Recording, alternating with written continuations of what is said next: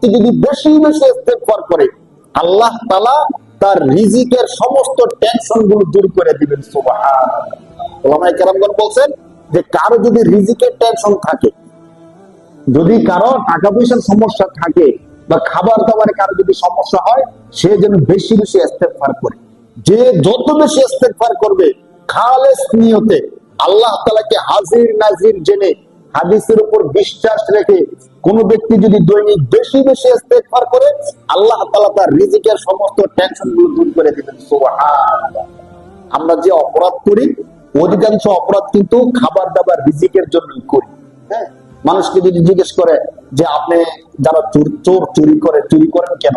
একটু ভালো খাওয়ার জন্য তো চুরি করে। ডাকাতি করেন কেন?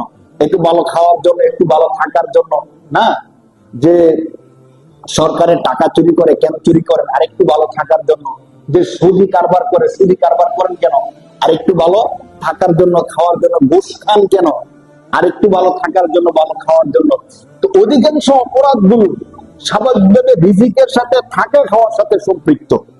যদি আমরা ইস্তেগফার করি, আল্লাহ তাআলা যদি আমাদের খাবারের রিজিকের সমস্যা দূর করে দেন, আমাদের আর কোনো গুনার দরকার পড়ে না। এই জন্য রমজান মাস আমরা যে ইবাদত সবচেয়ে বেশি করতে পারি, প্রথম যে হাদিসটা বলছিলাম, হাদিসের মধ্যে আসছে যে কোন ব্যক্তি রমজান পাইলো কিন্তু তার গুনাহগুলো ক্ষমা করার আগেই রমজান শেষ হয়ে গেল, তাহলে সে হলো সবচেয়ে বড় দুর্ভাগা না।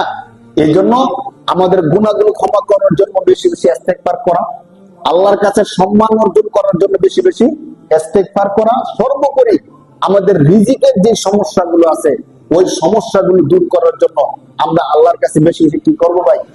ইস্তেগফার করবো। আস্তাগফিরুল্লাহ। সবচেয়ে ছোট্ট ভাবে যদি আমরা বলি, শুয়ে ঘুম ধরতেছে না, আস্তাগফিরুল্লাহ আস্তাগফিরুল্লাহ আস্তাগফিরুল্লাহ, এটুকু বললো যথেষ্ট।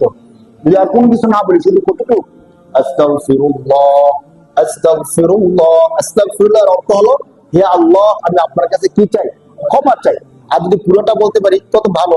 আস্তাগফিরুল্লাহ রাব্বি মিন কুল্লি যামবিন ওয়া আতুবু ইলাইহি লা হাওলা ওয়ালা কুওয়াতা ইল্লা বিল্লাহিল আলিয়্যিল আযীম। আস্তাগফিরুল্লাহ রাব্বি মিন কুল্লি যামবিন ওয়া আতুবু ইলাইহি লা হাওলা ওয়ালা কুওয়াতা ইল্লা বিল্লাহিল আলিয়্যিল আযীম। রমজানের শুরু টাইম চলতেছে এখন। রমজানের এটা হলো প্রথম জুমা। এখন থেকে যদি আমরা প্ল্যান করি যে রমজান শেষ হওয়ার আগে আগে আমার গুনাহগুলো শেষ করতে হবে, তাহলে সম্ভব।